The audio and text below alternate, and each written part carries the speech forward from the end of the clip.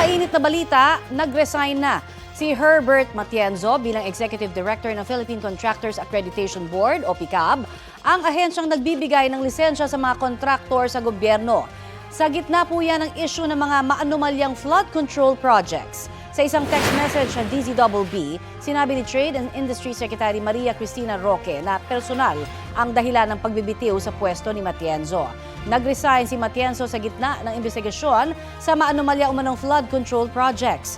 Nakitaan ng conflict of interest ang PICAB kasunod ng mga aligasyon ni Senador Ping Lacson na mismong mga opisyal ng ahensya ang contractors umano sa ilang government projects.